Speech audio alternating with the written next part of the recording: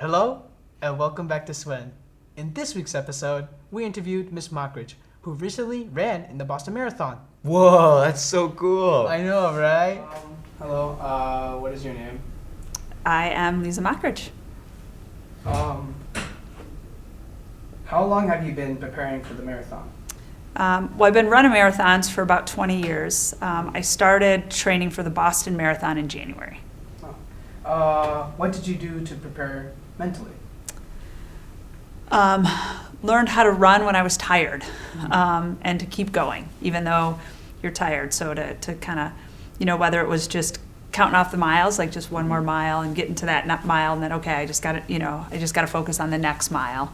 And sometimes just playing sort of mental games with yourself based on landmarks or time. As a Michiganite, did you grow up in Michigan? I did. It's a Michigander, by the way, Michigander. Mr. Rogers. Thank you. No problem. Does Boston mean anything particular because you're not from this area? It does, because there's sort of a pride about running Boston, because it is a race that you have to qualify for. So there's like a sense of pride because you were able to qualify and to run it, and people talk about a lot of times with Boston just that experience of being able to do it. Was there something to it when you finally did run it? Yeah, I think it was the crowds and sort of the excitement of all of the runners too, of being there.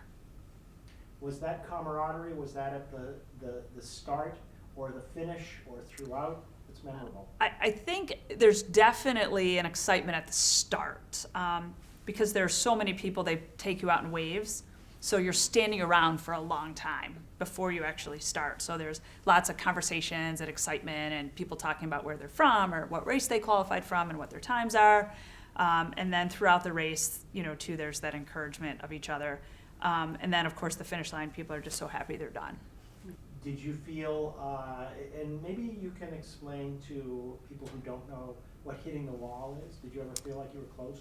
I did, yes. That's kind of what I hit at mile 18, where you start to slow down. It starts to feel like this is going to be really hard. A lot of times when you're training for a marathon, the longest you'll run in training is 20 miles. So your body's kind of used to that. And so once you start to go beyond that 20, it can definitely get more difficult. So yeah, I hit it a little earlier than I typically did this time. But after hitting that wall and then really coming down off of that hill, did you get this sense, I think I can do it? I think, tell me about that. Yeah, I think, I never questioned whether I'd finish. I felt like, but yeah, you get to that place and you're like, I've got 4 miles left in me, and then it's kind of that mental game of one more mile, one more mile, one more mile. So yeah, it was a sense of excitement that the race was over, and also just kind of going through, the little stations they have set up for you. As my aunt ran Boston in 1975, and she was amongst the first women who ran Boston. Boston was not known to be friendly towards women, although races generally were not friendly towards women. Well, this year actually was the 50th anniversary of women being able to run the Boston Marathon officially. There had been times where women had tried to run, and there's a very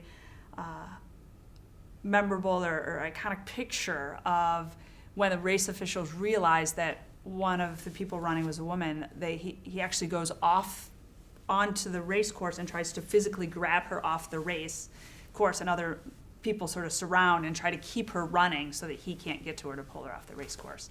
So it was 1972 was the first year that women could officially enter the Boston Marathon to run. As a woman, did it mean anything to you? It was, yes, because some of those same women came back to run it this year. It's 50 years later, the ones that could came back and ran either the entire marathon or part of the marathon, so that was pretty cool. So is there anything else you'd like to add? Just that it was a great experience. The crowds at Boston are amazing. They're, you run a lot of marathons and you'll go miles without seeing people. In Boston, pretty much the entire way there were fans lining the crowd, which was really nice.